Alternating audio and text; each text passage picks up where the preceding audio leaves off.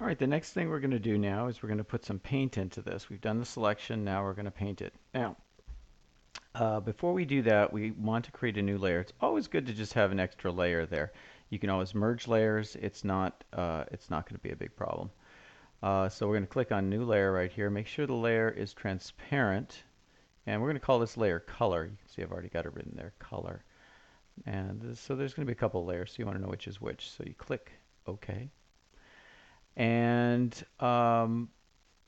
before you do anything else, if we drag the color in now, if we drop the color, it's going to color the wrong place. So what do we need to do? We need to invert the selection, and the shortcut to invert the selection is Control. That's right, Control I. It's up here also, invert, Control I. So we're just going to invert the selection. I'll just do it the manual way. And so now we can just drag and drop the color right here. Now sometimes you'll see, notice it doesn't want to let me do that.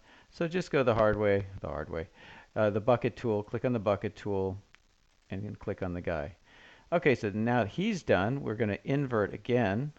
And notice that it's dropped some black down here, but we can fix that in a second, don't worry. So we're going to Control I. I've just hit that. Okay. And now we're going to pick a color. And it could be any color you want, but make it a bright color. I mean, beige and, brown are probably not very good colors. So I'm just going to pick this green right here. Click OK. And drop it on the outside. So you'll notice now that there's some little things we want to clean up. For example, his belt here sticking out kind of looks like he's got some sort of weird defect. And then we've got this stuff going down here. So why don't we clean that up? Now we can go to the paint tool, but the paint tool is not going to work for us. Notice okay, and set the paint tool for the hard brush, by the way. Notice it's not working. Can anybody tell me why it's not working? Okay, you can actually see why it's not working if you notice the marching ants. So don't forget, you have to turn off the selection. So we're going to go up here to Select None, or Shift Control A. Now, with the paintbrush, I can get rid of these little defects here. So I'm just going to click that, and there you go. It takes just a few seconds.